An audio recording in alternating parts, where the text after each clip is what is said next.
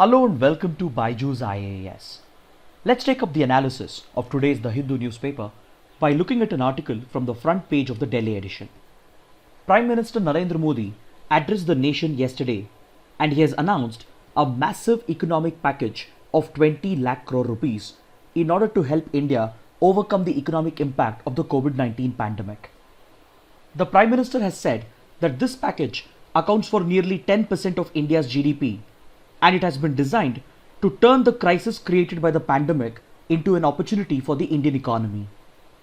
According to the Prime Minister, the economic package has been designed to transform India into Atmanirbhar Bharat or a self-reliant India. During his speech, the Prime Minister laid a lot of emphasis on the goal of Atmanirbharata or self-reliance, and he explained how this economic package could help transform India into a self-sufficient, self-reliant and resilient India. The Prime Minister reiterated that this economic package was designed to introduce wide-sweeping reforms in the Indian economy and help transform the crisis created by the pandemic into an opportunity for the Indian economy. But however, the finer details of this economic package are expected to be announced by the Finance Minister today. And also remember that the reported 20 lakh crore economic package already includes more than 6 lakh crore rupees of monetary stimulus that the RBI had provided over the last 2 months. And it also includes the 1.7 lakh crore economic package that was announced during the first phase of the lockdown under the Pradhan Mantri Garib Kalyan Yojana. So effectively, this 20 lakh crore package just translates to around 10 lakh crore rupees. And that's the reason why experts and critics have questioned as to how the monetary policy of RBI can be included as government's fiscal policy. The answer to this question will become clear only after the final details of the economic package are announced later by the Finance Minister. Since the Prime Minister laid a lot of stress and emphasis on Atmanirbharata and making India a self-reliant economy, let us have a more detailed discussion on this goal and understand how this economic package could help India turn into a self-reliant and self-sufficient economy. See, the Prime Minister spoke about how the COVID-19 pandemic has had a disastrous impact on the world and how it has affected both the global economy and the domestic economy. But however, he reminded us that the crisis and the challenges created by the pandemic also presents newer opportunities, especially for countries such as India. He made a reference to how the 21st century has always been referred to as India's century, but he said this dream and aspiration could be achieved only if the Indian economy became self-reliant and self-sufficient. The Prime Minister said that the pandemic has created newer opportunities and newer openings, and if India were to capitalize on these opportunities, and if it were to become a self-reliant, self-sufficient economy, then India could definitely emerge as a leading economy of the 21st century. To illustrate this, the Prime Minister cited the example of India's ability to ramp up its production capacity even during a pandemic. See, before COVID-19 was declared as a pandemic and before lockdowns were imposed, there were hardly any personal protection equipment and N95 masks that were being produced locally in India. But as the pandemic spread, India quickly ramped up its production capacity within a few weeks, and today India has emerged as one of the largest producers and is currently producing around 2 lakh PPEs and 2 lakh N95 masks every single day. From being a country which largely imported PPEs and N95 masks, today India has achieved self-reliance and self-sufficiency within a few weeks. And it is this inherent capacities and abilities of the Indian economy that the Prime Minister has highlighted, which could help transform even a crisis into an opportunity. The Prime Minister has reassured that India's march towards Atmanirbharata or self-reliance does not mean that India would turn into an inward-looking economy, and it does not mean that India would go back on globalization and liberalization. The Prime Minister has said that India's goal of achieving self-reliance or Atmanirbharata shall not be exclusionary and it shall not be isolationist, and instead it shall be driven by the spirit of Vasudhaiva Kutumbakam, which treats the whole world as one single family. So according to the Prime Minister, India's goal of achieving self-reliance under the Atmanirbhar Bharat Abhiyan has been designed to first help the Indian economy to achieve self-sufficiency and meet domestic needs, and then fulfill the needs of the global community, as seen in the case of PPEs and N95 masks. So the vision of the Modi government under the Atmanirbhar Bharat Abhiyan is to first help the Indian economy to attain self-sufficiency while ensuring that India does not go back on its commitments towards globalization and liberalization. The Prime Minister has said that India has a lot to offer to the world, and we need to draw inspiration from the fact that India has helped the world in the past to overcome a number of global challenges, such as the Y2K challenge or the Millennium Bug, which hit computer programs in the late 1990s, and how the Indian IT companies made use of this crisis to establish themselves at the global level. He also referred to how India has successfully tackled global challenges such as tuberculosis, polio, open defecation, etc. Then later, the Prime Minister spoke about how the pandemic has affected the local and the global supply chains, and he went on to identify the 5 key pillars on which a self-resilient India would be built under the Atmanirbhar Bharat Abhiyan. These 5 pillars includes the economy, the infrastructure, the systems, the demography and the demand. The Prime Minister said that henceforth India should be looking to register quantum jumps in its economic growth, and it should no longer be satisfied with incremental growth figures. The Prime Minister has said that through this economic package, we should modernize India's infrastructure and bring it on par with the rest of the world. Then with regard to systems, such as governance systems, business systems, etc., the Prime Minister has said that these systems should be driven by technology. The Prime Minister has said that under this Abhiyan, we need to exploit the vibrancy of India's demography and fully capitalize on the power of demand and supply that is created by the virtue of being the largest democracy in the world. Sources within the government have said that the Atmanirbhar Bharat Abhiyan won't constitute just another financial package or incremental reforms, but instead it would push through bold economic reforms and completely overhaul the mindset of investors, business owners and the workers. The Prime Minister has spoken about the disproportionate impact that the pandemic has had on migrant workers, laborers, street vendors, daily wages, farmers, honest taxpayers, the industry, etc. So we can expect the Atmanirbhar Bharat Abhiyan to introduce wide-sweeping reforms to laws related to land, labor and liquidity. We can also expect specific relief measures to be provided to the labor class, to the middle class, to cottage industries, to the MSMEs and other smaller industries. Since the Prime Minister has spoken about the introduction of bold economic reforms, this could very well be a rerun of India's 1991 moment, when wide-sweeping economic reforms were introduced by the P.V. Narasimha Rao government, which is popularly known as the LPG reforms, that stands for liberalization, privatization and globalization. The Prime Minister has hinted that the government is looking to reform the agricultural supply chains in the country. The government might further rationalize the taxation system, especially direct taxes, in order to provide more benefits to honest taxpayers and as well as to the corporate sector and the industries. The government could also be looking to simplify and provide further clarity with regard to few key financial legislations in order to make them more effective and provide for better enforcement.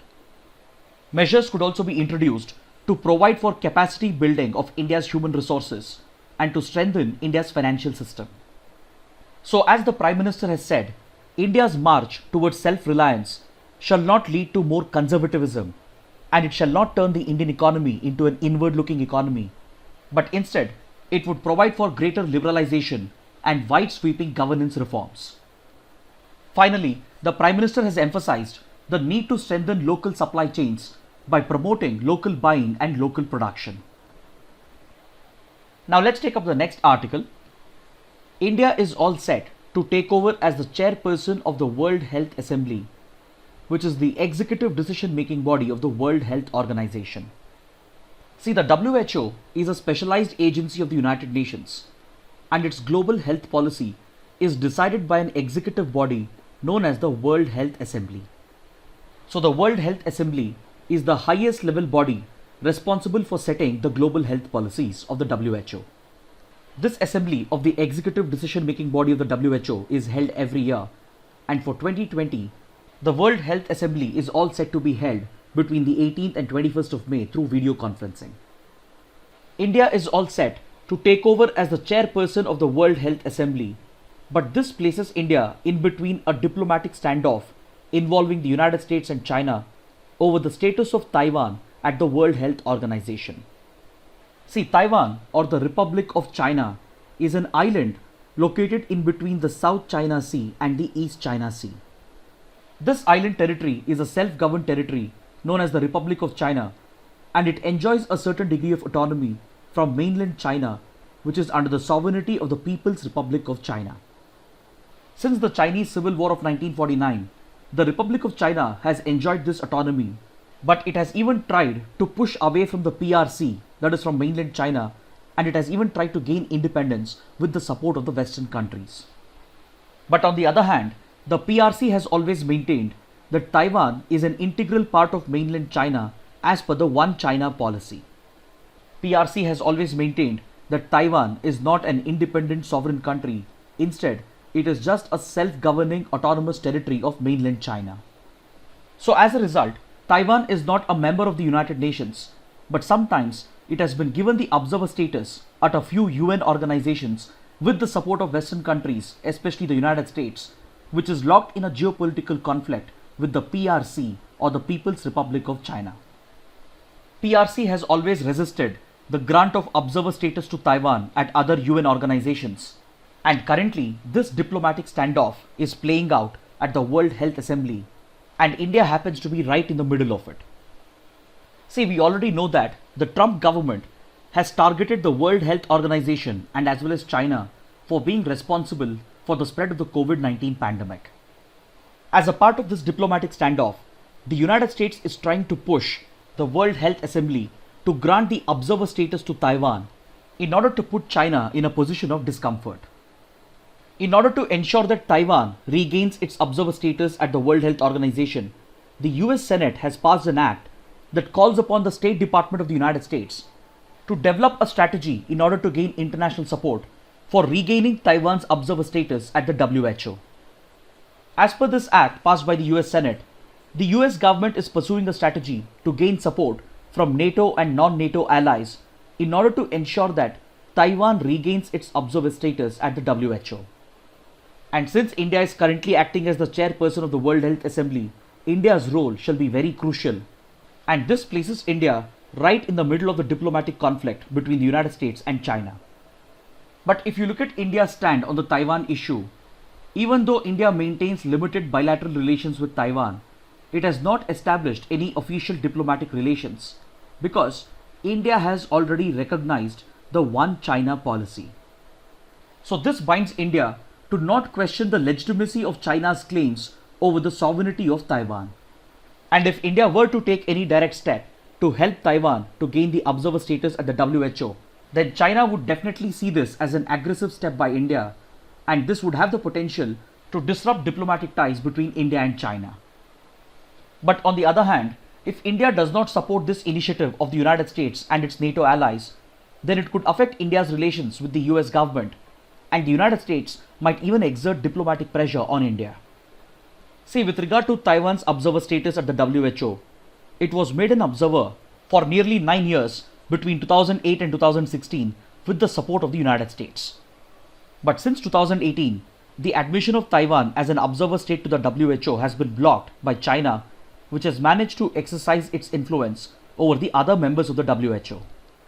So the decision that India would be taking as the chairperson of the World Health Assembly is bound to affect India's ties with either the United States or with China. But few strategic experts are arguing that India should make use of this opportunity and get Taiwan elected as an observer state in order to get back at China for the support that it has extended to Pakistan at the FATF and the United Nations, despite having sponsored terrorism against India. So it would be interesting to watch as to what decision India would take, because India would be leading the WHO for the next 3 years, and this presents a great opportunity for India to steer global efforts against the COVID-19 pandemic. Now let us take up an editorial from page number 6 and a column from page number 7, which deals with center-state relations during the pandemic.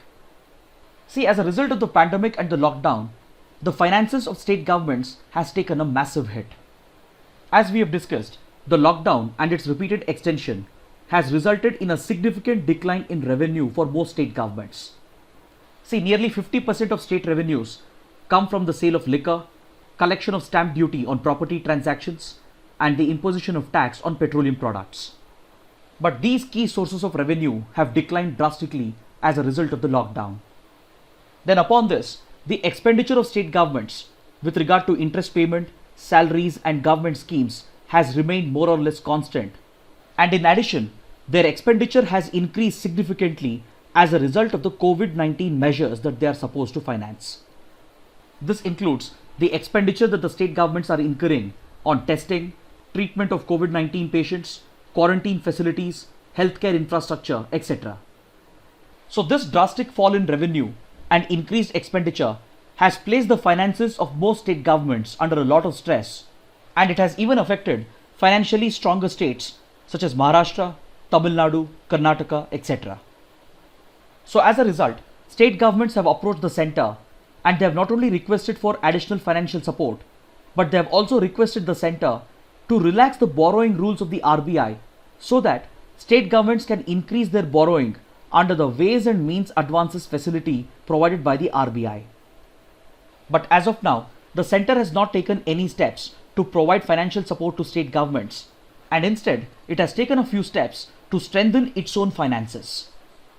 See, in the global oil markets, oil prices have crashed, but the central government has not passed on these benefits to the state governments, and instead the center has hiked the central excise duty in order to appropriate all the benefits of lower oil prices in the global markets. Then recently, the center even increased its borrowing limit, but similar relaxations have been denied to state governments. Upon this, the GST compensation dues that the center was supposed to pay to state governments has been pending from a number of months, and the failure of the center to release these pending dues to state governments has affected their finances. So in this context, the editorial suggests 3 steps through which the center can stabilize the finances of the state governments. The editorial says that the central government can reimburse the state governments for the expenses they are incurring with regard to COVID-19 measures. Then the center can consider relaxing the fiscal deficit limits that have been placed by the FRBM Act, and it could increase the cap on fiscal deficit from the current 3% to 4.5% in order to provide greater flexibility to state governments to increase their borrowings. Then finally, the center should move away from imposing a centralized lockdown and delegate powers to the state governments so that states can decide as to in which places and areas lockdowns can be imposed, and such area specific restrictions in the place of district wide restrictions can help the state governments to revive economic activity. Because see, right now the central government has provided for a centralized lockdown under the Disaster Management Act, and whole districts have been classified into the red, orange and the green zone. Even in districts where very few cases have been reported, that too in just few localities, the whole district ends up being placed under a lockdown, thus significantly affecting economic activity across the entire district. So few state governments have requested the center to delegate these powers instead of imposing a centralized lockdown, so that the state governments can take localized decisions based on assessments, and within each district, lockdown and restrictions could be restricted to just a few containment zones where the caseload is very high, and restrictions in the remaining part of the district could be relaxed so that economic activity could be revived. Such revival of economic activity should increase the flow of revenue to the state governments and thus help stabilize the finances of these state governments. Next, in this column on page number 7, the writers explain the impact of the COVID-19 pandemic on the principle of federalism and center-state relations. See, constitutional expert K.C. Weir defines federalism as the extent of independence that state governments enjoy from the union government. It basically refers to the separate jurisdiction enjoyed by the states and the union with regard to their respective subjects. While introducing the principle of federalism in the Indian Constitution, the Constituent Assembly carefully studied successful federal models from the United States, Canada, Australia, Switzerland, etc. After this careful evaluation, the Constituent Assembly developed a unique model of federalism that political scientists such as A.H. Birch referred to as cooperative federalism, which was uniquely suited to India's requirements and diversity. And by doing so, India's Constituent Assembly became the first ever in the world to introduce the cooperative model of federalism. Under this model of cooperative federalism, there is administrative cooperation between the center and the states, and their jurisdictions are clearly defined. Then under cooperative federalism, there is only partial dependence of the state governments on the center for finances and funds.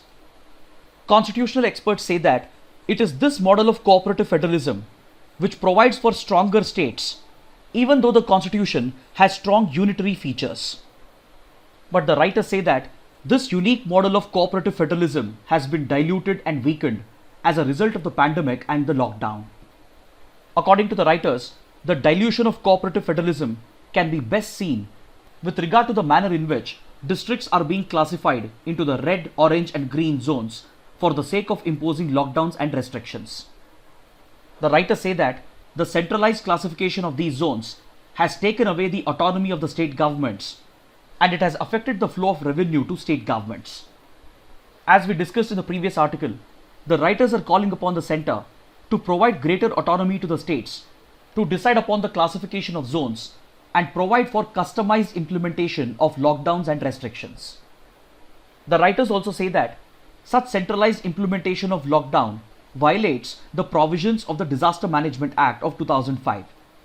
Because see, under the Disaster Management Act, the center has been mandated to consult with the state governments and work out a national plan through which guidelines and notifications can be issued during times of a disaster.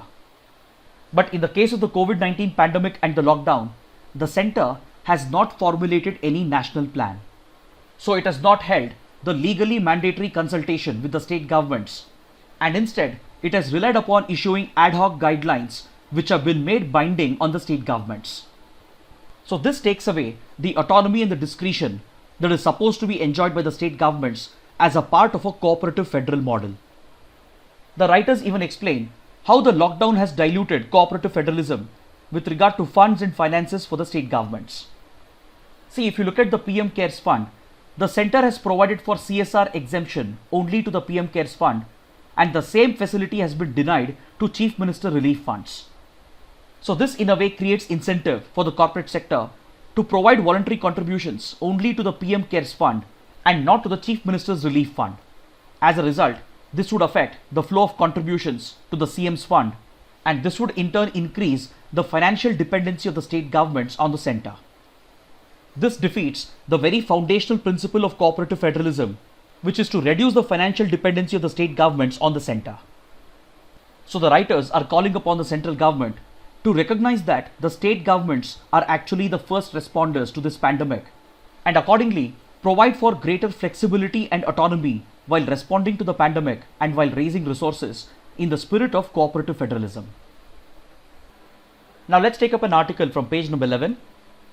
The Global Nutrition Report has been published, and according to this report, India is one amongst the 88 countries which are likely to miss their global nutrition targets by 2025. The report also says that India registers the highest rate of inequalities with regard to malnutrition. See, the objective of the Global Nutrition Report is to assess the performance of the countries with regard to achieving their global nutrition targets as laid out by the World Health Assembly of the World Health Organization. This report is published by the independent expert group of the Global Nutrition Report with the support of Global Nutrition Report Stakeholder Group and the World Health Organization. Under this report, there are 6 nutritional targets that have been laid out for countries in order to promote maternal health and child health care. Kindly note down these nutritional targets as they can be very important for prelims. These nutritional targets require governments to reduce stunting by 40% in children under the age of 5 years and prevalence of anemia by 50% amongst women in the age group of 19 to 49. It requires the countries to ensure 30% reduction in low birth weight and no increase in child overweight. It also requires the countries to increase the rate of exclusive breastfeeding in the first 6 months up to at least 50% and reduce and maintain childhood wasting to less than 5%. As per this report, India is likely to miss achieving 4 of these nutritional targets, which includes stunting among under 5 children, anemia amongst women of reproductive age, childhood overweight, and exclusive breastfeeding. Now let us look at a few other important facts which can be relevant for prelims. According to the report, as far as stunting and wasting amongst children is concerned, the performance of India is way below the average of the other Asian countries. Then the report identifies India as one of the 3 worst countries along with Nigeria and Indonesia as far as steep disparities with regard to stunting is concerned. Then according to the report, Uttar Pradesh has one of the worst stunting levels in India, which stands at more than 40%. And when stunting levels between rural and urban areas are compared, stunting level in rural areas is 10.1% higher than that of urban areas. Now let's take up an article from page number 16 which can be important for prelims. The geographical indication tag has been provided to Jharkhand Sorai Kovar painting and Telangana's Telia Rumal. The GI tag has been accorded by the GI registry which is headquartered in Chennai. First let us talk about Jharkhand Sorai Kovar paintings which is practiced in the Hazaribagh region of Jharkhand. See, these paintings are a form of traditional and ritualistic mural art that is practiced by the local tribal women, especially during local harvest season and the marriage season. In this traditional painting, the tribal women, they make use of local naturally available soils in the Hazaribagh region instead of making use of colors. These traditional mural arts are usually painted on the walls of mud houses, and they usually feature animal figures, plants, religious iconography, etc. Nowadays, the popular Sorai Kovar paintings are being used to decorate public buildings as well, such as railway stations, airports, etc.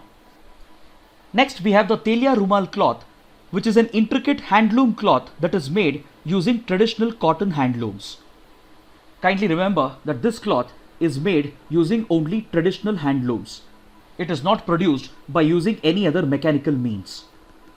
The origin of this cloth traces back to the Nizam dynasty in the Telangana region, and it was endorsed and patronized by the rich Muslim families during the Nizam rule and as well as by the Nizam rulers. This traditional cloth was always seen as a status symbol during the Nizam rule, and it was worn by the officers who were working in the court of the Nizam. And also note down that the Telia Rumal is offered at the sacred Ajmer Dargah shrine, and during the Nizam rule it was worn by the princesses in the court of the Nizam. And the Telia Rumal is also used as a turban cloth by Arabs in the Middle East. Now let's take up the practice questions. Which of the following statements are correct? The League of Nations was the first global intergovernmental organization whose principal mission was to promote socio-economic development. It was established after the Paris Peace Conference that ended the First World War. US President Woodrow Wilson won the Nobel Peace Prize for his role as the leading architect of the League. The Covenant or the Charter of the League of Nations was signed as a part of the Treaty of Versailles. Amongst the given statements, the first statement is incorrect. So option C is the right answer. The first statement is incorrect because the primary objective of the League of Nations was to promote global peace and stability and prevent the occurrence of another world war. This question has been asked because the 100 years ago article from page number 7 makes a reference to the League of Nations. Now let's take up the next practice question. Which of the following state or union territory shares a border with China? Is it Ladakh, Himachal Pradesh, Uttarakhand, or Sikkim, or Assam, or Arunachal Pradesh? Amongst the given options, Assam does not share any boundary with China. So the correct answer is option D, 1, 2, 3, 4 and 6. Please look at this map. The states in the union territories that share a boundary with China include Ladakh, Himachal Pradesh, Uttarakhand, Sikkim and Arunachal Pradesh. Now let's take up the next practice question. Which of the following statements are correct? The Panong So Lake is an endorheic lake located in eastern Ladakh along the line of actual control between India and China. It is in the process of being identified under the Ramsar Convention as a wetland of international importance. Both the statements are correct. Option C is the right answer. These two questions related to the Indo-China border were asked because we have an article on page number 8 according to which there has been no airspace violation either by China or India at the Panong So Lake, which is located on the line of actual control, that serves as the effective border between India and China. See, over the last 1 week, there have been a couple of border incursions involving India and China. This has increased tensions with regard to the border dispute. One such incident occurred at the Panong So Lake, which is located in Ladakh, and the other incident took place at the Naku La sector located in Sikkim. Now let's take up the next practice question. The Institute for Defence Studies and Analysis, or IDSA, is a think tank that is funded by the Ministry of Defence. Option C is the right answer. This question has been asked because according to this article on page number 10, the renaming of IDSA after former Defence Minister Manohar Parrikar has been done by the government without following due process and established guidelines. Now let's take up the next practice question. Which of the following statements are correct? The Forest Advisory Committee is the apex body of the Environment Ministry tasked with deciding whether forest land can be diverted for non-forest purposes such as industrial projects.